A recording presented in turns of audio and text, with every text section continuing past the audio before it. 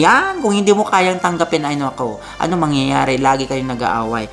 Kaya mo nagmula ngayon ka Kumars, intindihin mo, unawain mo bilang isang magulang gaya ng aking sinasabi. Responsibilidad ng asawa mo ang bigyan ng sustento ang dati niyang pamilya. Ay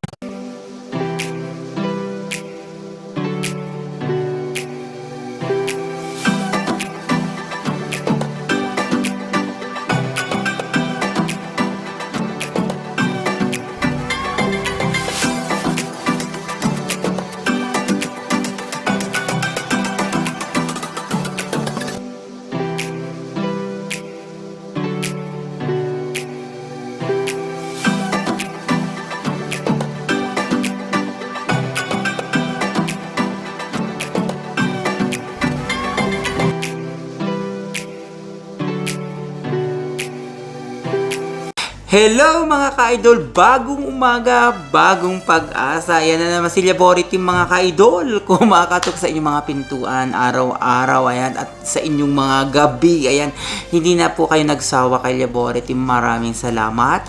Lahat po ng ating mga ka-idol dyan at kakumars at kakupars. Welcome to your home. Welcome to Laborit Team. Ayan, isang panibagong umaga na naman ang nagbabadya sa atin. May pag-uusapan tayong importante. Ayan, kasama si Heart. Ayun, kape ko Heart, nakalimutan ko. Ayan na nga mga ka-idol, hanggang dito na lang. Ay hindi, nagmamadali na naman kayo. Huwag magmadali dahil ang pag-uusapan natin mga ka-idol ay napaka-importante. Ay tungkol lahat ito sa pag-ibig. Ayan mga ka-idol, kung kayo ay umiibig, go lang ng go. Ayan, gaya ng ating ka-idol, si Frenzy TV, ayan, super, in love. Ayan, subukan nyo na bang ma-in love mga ka-idol? Hindi pa kayo umiibig, naranasang umibig gaya ni Chenny's Vlog. Ayan, bigo sa pag-ibig gaya ni Reynoso. Ayan, iba't ibang klase ng pag-ibig mga ka-idol. Iba't ibang mukha ng pag-ibig ang ating pag-uusapan. Kung meron kang kwento dyan, ka-idol, maaari mo nang imensahe si Laborit Team. Hindi pa huli. Ayan. Yun na nga mga ka-idol, nangungulit lang tayo sa bagong umaga. Bit-bit natin ang bagong pag-asa. Yan naman talaga ang importante. Ang umaga natin ay kailangan natin ng salubungin ng positivity. Ayan, bigyan natin ng magandang vibes ang ating sarili. Ayan, yan po ang kailangan natin mga ka-idol sa araw-araw. Ang pagkakaroon ng magandang pananaw, positibo sa araw-araw. Ayan, sa mga nalulungkot dyan, yakapin nyo ang inyong mga mahal sa buhay, yung mga anak, hagkan nyo, para maibsan ang lungkot na inyong nararamdaman. Ayan, sa aking kapatid at pamangkin, ayan, nakausap ko pala na mensahe. Hanggang ngayon ay malungkot pa rin sila sa mga pangyayari. Ayan, kung lingid po sa inyong mga kaalaman, yung pamangkin ko ay yung anak ay maagang nawala sa kanila. Ayan, pamangkin, ayan, yakap at halik sa iyo. Sa aking kapatid, ayan, wag nang malungkot. Alam ko na isa na siyang angel sa ating pamilya. Ayan, moving on mga ka-idol. Lahat ng mga nangyayari kasi, Heart, dito ka, sorry. Hindi natin nababanggit si Heart. Sila natanong ni Heart, sino ba ang nawala? Yung anak ng pamangkin ko, Heart, diba? Nabanggit ko nung mga nakaraang vlog. Siya, parang biglaan din. 4 months sa ospital. Ayan. Parang malungkot na naman pag-uusapan natin, Heart. Ayan, naibahagi lang natin. Gaya ng aking sinasabi nga mga ka-idol, bago umalis ng bahay, ayan, huwag natin kalimutang hagkan at yakapin ang ating mga mahal sa buhay. At sabihan ng I love you. Ayan, ang buhay natin ay hindi natin alam kung hanggang saan, hanggang kailan. Ayan, sa mga kapamilya nyo, ayan, magmahalan. Yun naman talaga ang importante. Ayan, nagmemensahe. Gusto ko alam mo yun, gusto mo makapunta o damayan ang iyong pamilya. Minsan, hindi tayo ayan, ano ba to? Hirap isipin. Ayun kapatid, ayan, Diyos ko, nagme-mensahe yung kapatid ko tsaka yung pamangkin ko. Mahirap daw pong isipin na wala na ang kanyang anak. Ay, paano ba?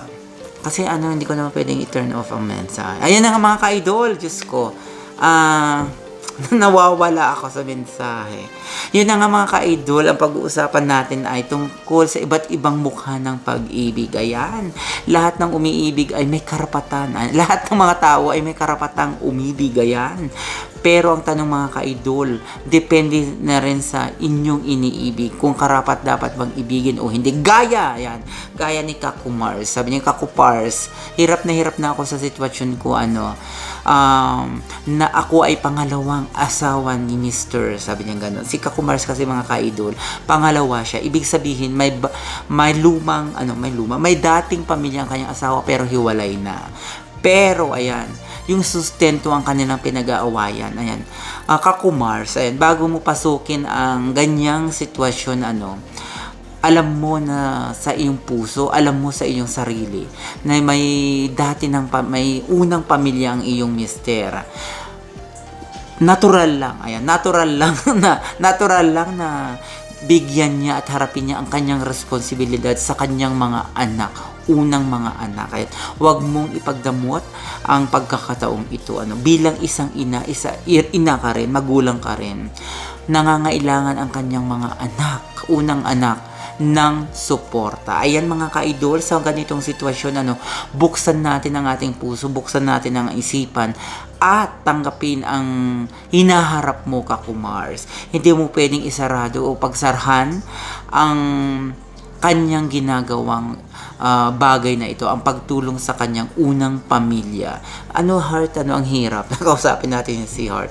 Yung Kaku Mars ko kasi, di ba, may unang pamilya ang kanyang asawa. Ang sa kanya ay doon sila nag-aaway ng kanyang asawa dahil, ayan, nahahati ang hindi sa attention, yung suporta na ibinibigay ng kanyang asawa ngayon. 'Di ba mga ka-idol, hindi na yan given, yes, given na yung sitwasyon na yan bago mo pasukin, Kaku Mars.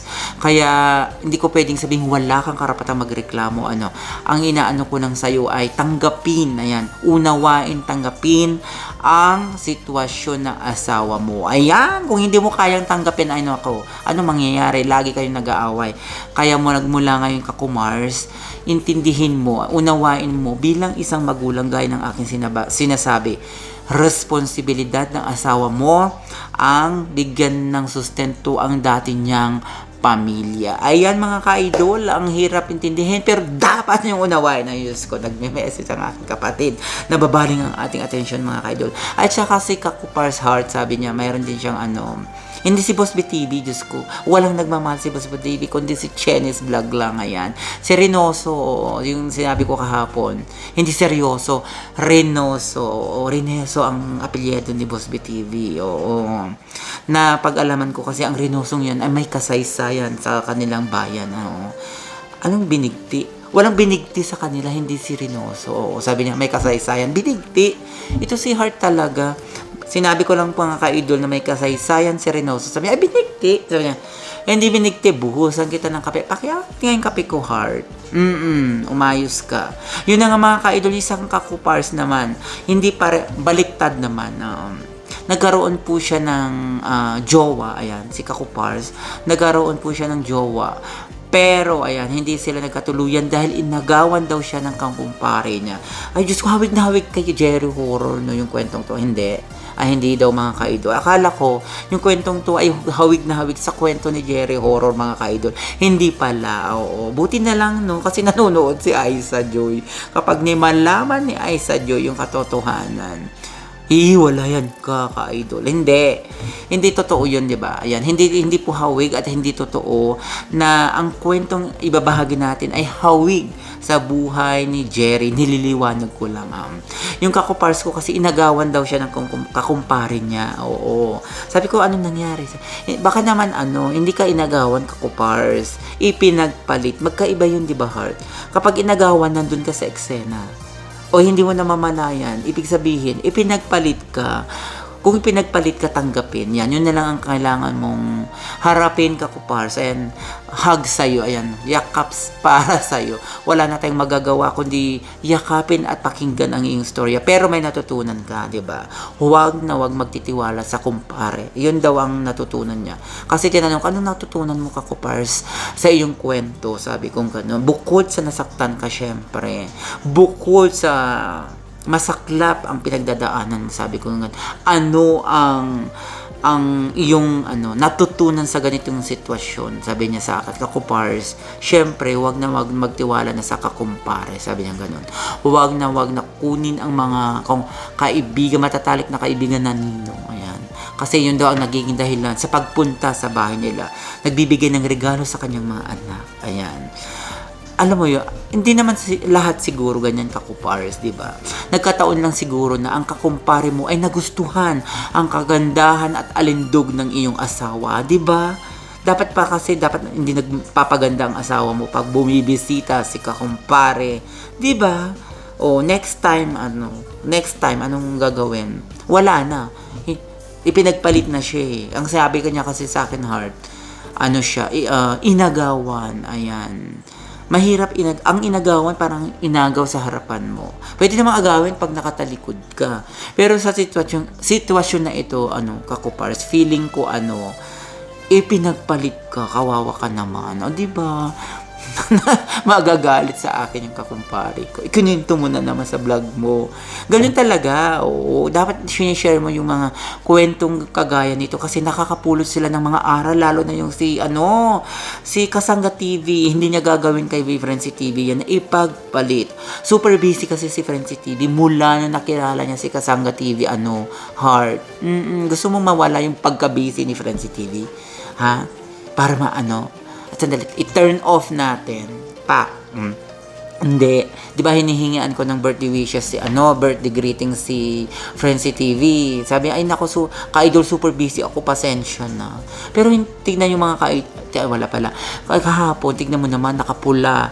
Handang-handa sa pag-greet niya kay Opa daw. Di ba, yun ba yung yung yung busy.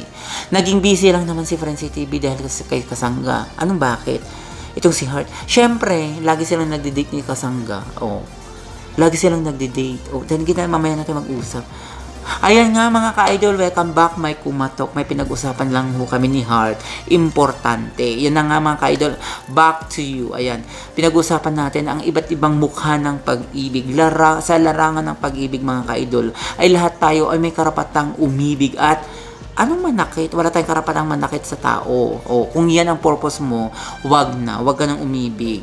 Lahat tayo ay magpakatotoo sa pag-ibig. Ayan. Kahit anong uri, anong mukha mo, anong kulay mo, anong gender mo, ayan, may karapatang umibig. Wala tayong karapatang mag-question. Alam mo ba, yung kaibigan ko nun, sabi niya, may anak ka? Sabi niya sa akin ganun, may asawa ka? Parang feeling ko nun, parang hayop ako. Parang gano'n mga ka-idol. Kung makatanong sa akin, wag. Sabi niya, yung mata niya talaga ng gano'n, nanlaki. May asawa ka! May anak ka na! Sabi niya gano'n. Hello! Tao ho tayo. Ayan. Lahat po ng tao ay may karapatang umibig at magmahal. Ayan. Itong kakumars ko na to, isipre ko yung bibig mo. Butasan ko yung pagmumukha mo, di ba?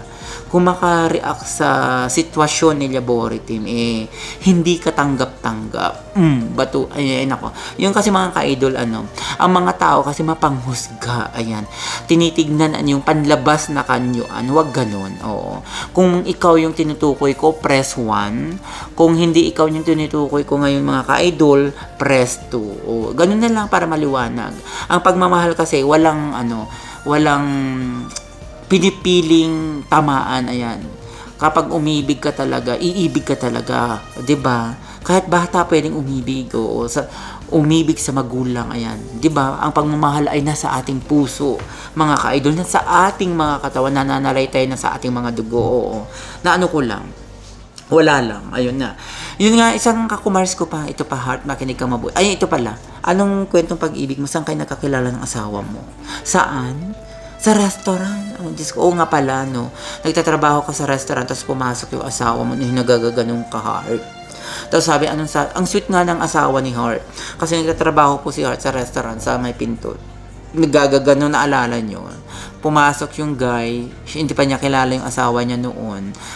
I think 30 years ago, Heart, 30 years ago, nagtatrabaho sa restaurant si Heart. Tapos pumasok yung customer, yung naging asawa niya. Ganun ang ganun. Sabi ng lalaki, Miss, sabi niya, pagod ka na. Halika, kain tayo sa loob. Di ba ang sweet? Nagtatrabaho, tapos pinakain siya sa loob ng restaurant. Ganun ba yung kwento mo, Heart? Hindi. Ay, hindi pala. Ibang Heart pala yung sinasabi ko, mga ka-idol. Ayan na nga, mga ka-idol, ang pagmamahal natin sa ating, pag nagkaroon ka ng jowa, yun na lang, ang pag-usapan natin. Itodo mo, ayan. Ibig sabihin ay, ang ibig sabihin itodo, magtira ka para sa sarili mo. Ayan, wag mong ibigay lahat. Ang sinasabi kong itodo ay yung itodo mo yung katotohanan ng umibig. Ayan, baka naman kasi pag sinabi kong ibigay lahat, walang matira. Pag nag-break, maloka, parang Frenzy TV, binigay niya lahat. Gisto, tingnan mo, pag nabuang yan, naloka yan. Ibig sabihin, ibinigay niya lahat. Dapat magtira para sa sarili, Heart. Yun na nga, mga ka-idol, dapat nagtitira tayo ng kahit konti sa ating sarili. Huwag nating hayaang malunod ka sa jowa mo. Ibig sabihin, mga ka-idol, attention, pagmamahal, pera, ganun. Magtira ka para sa sarili mo. Pwede mo naman ibigay yung katawan mo, pero hindi lahat. Mahirap yun kung pwede mong ibigay ang katawan mo na hindi lahat. Anong ibig sabihin yun, Heart? Hindi ko na-gets yun, mga ka-idol. Oo. Sabi kasi ni Heart, pwede mong ibigay lahat ang katawan mo, pero hindi lahat. Kamay lang. Isubo mo ang kamay ko. Ganon. Ganon ba yung ibig sabihin? Ay, ewan ko kay Heart. Ang naguguluhan ko sa kanyang sinasabi, mga ka-idol. Basta sa akin sinasabi at tinutukoy, mga ka-idol, ay kapag nagmahal ka, ay magtira para sa sarili. Huwag lahat. Dahil kapag nabasag ka, di ba? Minsan kasi pag nabasag ang relasyon, mahirap buuin ang iyong sarili. Mahirap magsimula. At least, pag may natitira pa para sa sarili mo, madali na lang bumangon. Ayan. Yun naman talaga, mga ka-idol, kapag nagmahal, masarap magmahal. Pero kapag nasaktan ka, nasaktan talaga. Pero, ayan, pulutin natin at namnamin natin ang aral na ibinigay ng sitwasyon na yun. Yun naman talaga, kahit hindi sa pag-ibig, Heart, oo. Lahat ng aspeto ng buhay, dapat natututo tayo. Di ba, ka-idol? Oo, di ba, agree? Kailangan matuto tayo sa lahat ng sitwasyon na dumarating sa ating buhay. Dahil ang aral na ating natututunan ay nagiging baon natin, nagiging susi natin sa pangalawang pagkakataon. Yan na nga, mga ka-idol, napapahaba na ang ating istorya. Lahat tayo ay may karapatang umibig, magmahal. Huwag lang tayong manakit ng tao dahil yan ay hindi natin purpose sa mundong ito. Ayan, share, spread love, yan. Spread love lagi. Ano pa ba ang dapat nilang gawin bago tayo magtapos, Heart? Spread love, ano pa? Anong spread your wings? Sabi ni Heart, spread your wings. Hindi, ang lalim ni Heart. Oo. Spread your love, spread your wings. Yun nga ang sabi ni Heart. Yun na nga, mga ka-idol, lahat ng ating mga ka-idol dyan na gusto magbahagi ng kwento, maaari yung imensahe si Labori Team para pag-usapan natin dito. At sa mga hindi pa kumapit na. Pindutin nyo po ang pulang boto na nakikita nyo sa inyong harapan. Huwag ka nang umarte. Oo, hindi ka kagandahan para umarte. Pindutin mo lang. O kung ayaw mo naman, okay lang, manood ka lang ng kahit konting minuto. Ayan. Bago umalis ng bahay, gaya ng akin sinasabi, mga ka-idol, bago kayo umalis ng bahay, Diyos ko, parang awa nyo na. Huwag kalimutang pindutin. Huwag kalimutan. Anong pindutin, Heart? Huwag kalimutang, yakapin at hagkan ang inyong mga mahal sa buhay. At sabihan ng I love you dahil sa inyong pag-alis, mga ka-idol, hindi nyo alam kung ano ang mangyayari sa inyo. Ayan. Yan ang ating bagong pauso ni Labori Team. Ayan, makita-kita tayo bukas ng umaga. Ayan. Ay naku, Heart, ang nakakapagod magsalita. Dapat ikaw dito kasama ko next time. Ano namang ichichika mo? Sino? Si Jerry na naman. Diyos ko. Bakit sila yung Jerry laging paborito mong pag-usapan? Ay, napaka-interesting kasi yung kwento niya. Oo, itong si Heart. Dito ka kasi umurong ka para hindi nahirapan si Labori Team. Oo, yun nga, Heart, sa kahapon, di ba? Nag-birthday si Opadad. Binati natin happy birthday, ganon. Lahat ng ka-idol natin, Parang 1 month bago ko, sinabi ko na sa kanila yung birthday greetings. Diyos ko, nagbigay sila deadline. Di ba? Kaya nagmadali sila, Bority. Buti na lang umabot. Oo, yun na nga, heart, na yung kuko ko. Kukuhan mo nga ako, heart. Ha? Yun na nga, heart. Pag-usapan natin si Jerry na naman. Wala namang kwenta yung istorya ni Jerry. Puro hiwala. Pagpapalayas ni Aisa Joy ang kinukwento mo. Ay, may bago, oo. Kaya pinalaya sa Aisa Joy bukod sa yung nakaraan na pinipilit daw niya si Aisa Joy. Pagod si Aisa Joy, naglaba, nagluto. Hindi naghugas kasi gawain ni Jerry ang paghuhugas. Nag-alaga ng bata, nagpaligo, naglaba sa ilog, di ba? Yun nga, tapos pinipilit ni Jerry. After maglaba dun sa ilog, pag uwi, syempre basang-basa si Aisa Joy, pinipilit daw niya. Oo, yun, pinipilit siya. Oo. Siyempre, pagod yung babae, pagod siya. Pinalayas niya, nilak niya, pintuan. Pangalawa na yun, no? Diyos ko naman, dapat ang mga asawa kasi ang mga lalaki, huwag pinipilit ang asawa kung ayaw. Kasi pagod, may dalaw, ganun. May dalaw? Diyos ko, huwag pilitin kung may dalaw, oo. Siyempre, walang gana yun. Masakit ang, tiyan, oo. Tiyan na. Hindi dibdib, masakit ang dibdib. Masakit ang tiyan, ikaw talaga, heart. Ano pa ang kwento mo? Si Reynoso, oh. Ay, naku, si Reynoso, ano naman yan? Napanood mo yung niya? Yung vlog niya kahapon. May aral ba? Wala, puro shoot-shoot lang, inedit-edit lang, naghahabol lang ng ng views. Oo, alam mo naman yun. Ha? Sino? Chinese. Uuwi yata yun mula sa Pilipinas. Sa Hong Kong, di ba nagbabadya? Nakita mo, nasa airport na. Uuwi yata. O ipapakita niyo mga kamay niya sa magulang. Alam mo ba yun? Puro pagpapakaliskis, di ba yung ginawa niya? O, ipapakita niya kaya daw siya uuwi kasi ipapakita niya yung mga daliri niya sa magulang. Ano yung kanya yun? Oo. Papakita na magaling na. Hindi, akala ko naman puro kinakaliskisan yung mga kamay-kamay niya. Yun na nga, heart. Sige na, makita, tayo bukas. Anong pag-uusapan natin? Bukas? Yung buhay ni Amore. Diyos ko, bakit pag-uusapan natin yung buhay ni Amore? Oo. Pagkakaluskus niya. Parang wala na siyang hindi na siya nag-unbox. Nahiya na siguro siyang magkaluskus. Nakakaawa naman yung batang yun. Wala na sigurong pambili. Ano ba yun? Sasabi mo, wala na pambili. Wala nang pambili, kaya hindi na siya nagkakaluskus. Over ka. Busy lang yun, naglalambad. Nakikilambad siya kay Pilang ko lang. Kulit mo, heart.